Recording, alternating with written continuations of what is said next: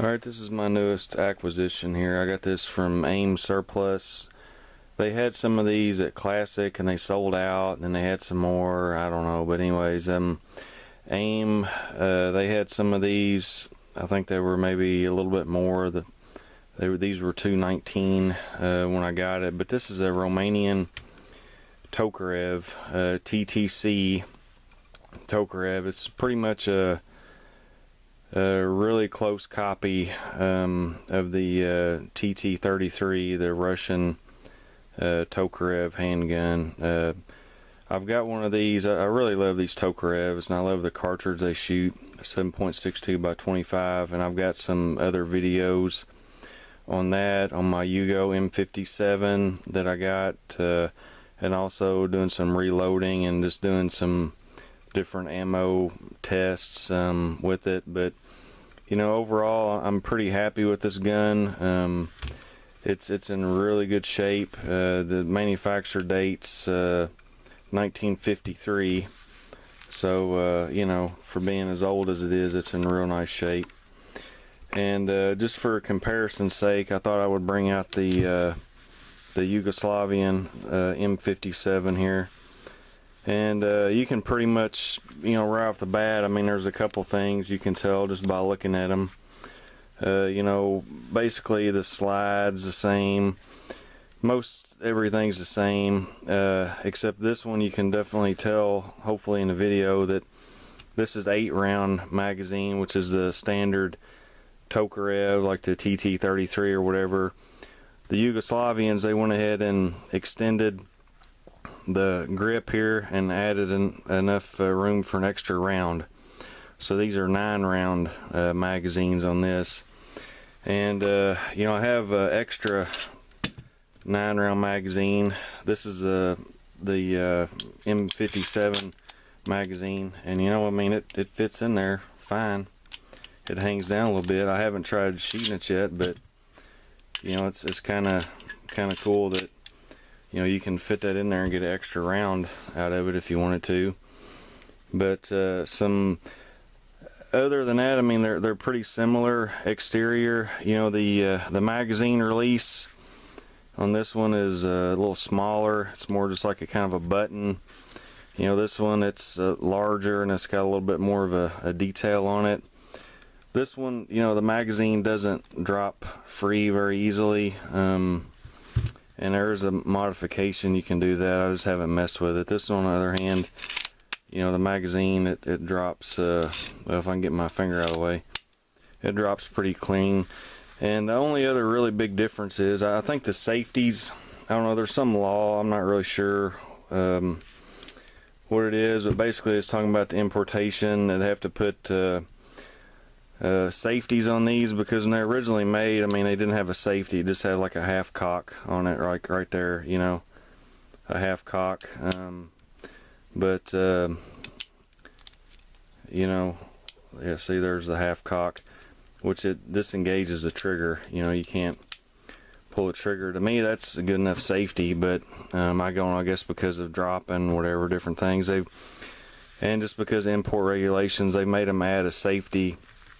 And the Yugo safeties, some people like them a little bit better. This one I actually need to maybe file a little bit right there. I mean, it does, when you're shooting it, it can kind of, you can kind of feel that, and a lot of people file them out. A lot of people just take them off completely.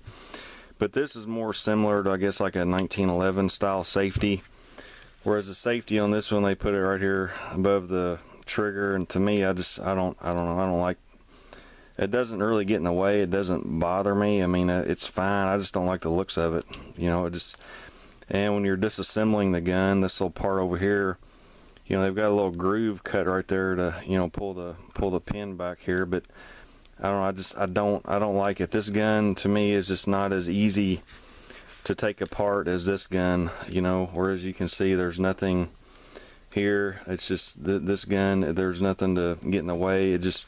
It's easier to disassemble. But and then I guess the other thing you can tell by looking at them, of course, this has just got the regular top of the slide, and the sight is just like machined in to the steel, whereas this one, you know, you've got the serrations. You know, the Yugoslavians, they really, I mean, they took you know, the communist bloc weapons, and they really made them better.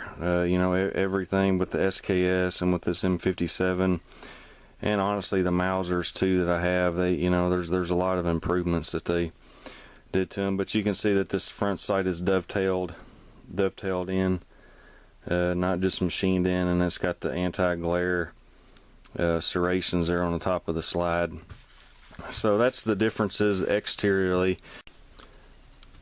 Okay, now that I've got them taken apart, you can see the first main difference that I noticed right away is the springs, the recoil springs. This is the Yugoslavian, and this is a captive recoil spring, whereas this is not. I mean, this is just a plunger and a spring, more like a, you know, 1911 you know, original, or I think they say this gun is closer to like a 1903 Browning. I don't know, I'm not an expert on them. I'm just trying to, you know, show what I can see myself just by, you know, disassembling them and looking at them. But you know, basically the barrels, everything is pretty much about the same. You know, it's got the typical locking lugs like you would see on a 1911. I mean, the slides look the same. I haven't tried to interchange the slides or anything, but, and then you know, there's the fire control, you know, that just slides right up out of there. And I mean, these guns are so simple, and they're so easy to take apart. There's so few moving parts. I mean, you just, you know, you take the fire control right out of there, and I mean, it's crazy how simple these guns are. But I guess really, besides the recoil spring, they look like they're pretty similar. You know, I mean, this is the you know, Yugoslavian barrel, and well, let me see. And this is actually the other. Yeah, I mean, you know, I don't know, I wouldn't interchange them, but I mean, it looks like you probably could. I mean, they're pretty, because that's the Romanian lug there, and then that's the Romanian barrel, that's a Yugoslavian barrel, so they're pretty interchangeable. The only thing I really like better, this captive recoil spring, it just makes them putting a gun back together so much easier. It's not even close. I mean, like I said, the Yugoslavians, they really, you know, they took this design and they really improved it. I mean, they added extra round, the recoil spring, and, you know, I don't know, the safety on these I think is a little bit better, and you know, the magazine release is a little bit larger. But it's just whatever. This is still, I really still like, you know, the Romanian one.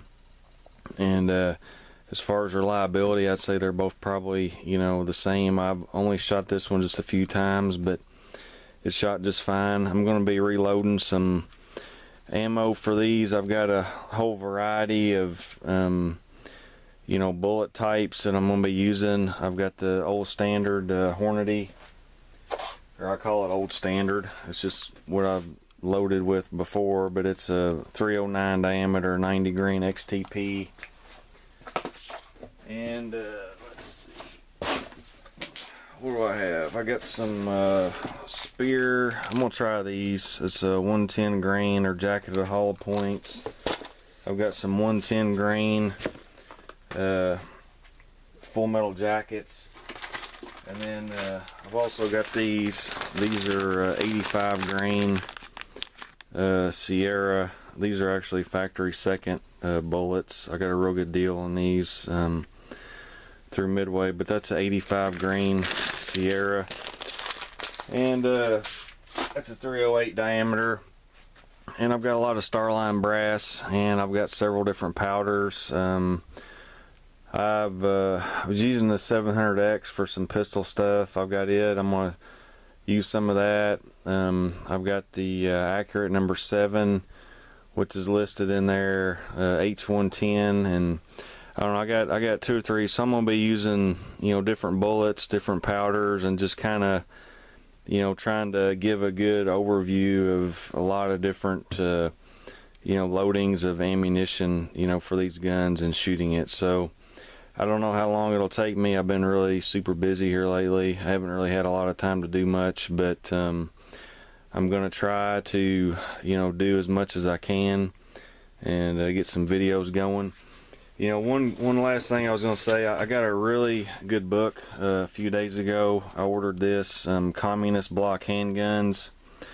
Ordered off Amazon. It's not the cheapest book in the world. I think it was like $29.99, but it is a nice book. It's got really nice, you know, big color, you know, pictures.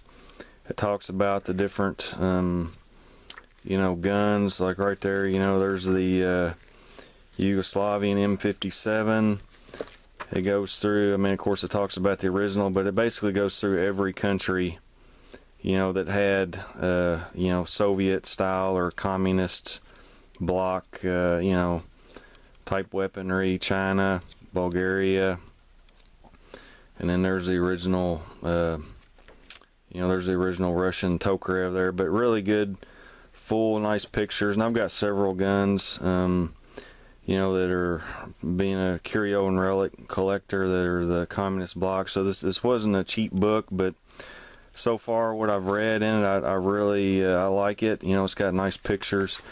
It's a good, interesting book. So if anybody's interested in that type of stuff, I mean, it's not like in-depth research where you're going to know everything about it, but it's just a nice overview of the communist bloc handguns, and just a nice big, you know, picture book for people that like picture books like I do. But anyways, I don't know. I think that's enough rambling, enough talking today. Anybody, if you don't already know, you know, go join the Reloaders Network. Just the best group of guys around on the internet. And go check it out, reloadersnetwork.com. Of course, I'll have the video on the Reloaders Network and on YouTube too, until they ban it or delete it or whatever, if they ever do. But anyways, everybody stay safe. Thanks for watching. Stay tuned. Hopefully I'll be able to get some videos on this cranked out if you're interested in it. Hopefully you are. If not, sorry. Maybe I'll have something else down the pipeline before too long. But anyways, thanks for watching. Hope everybody's doing good. Y'all take care.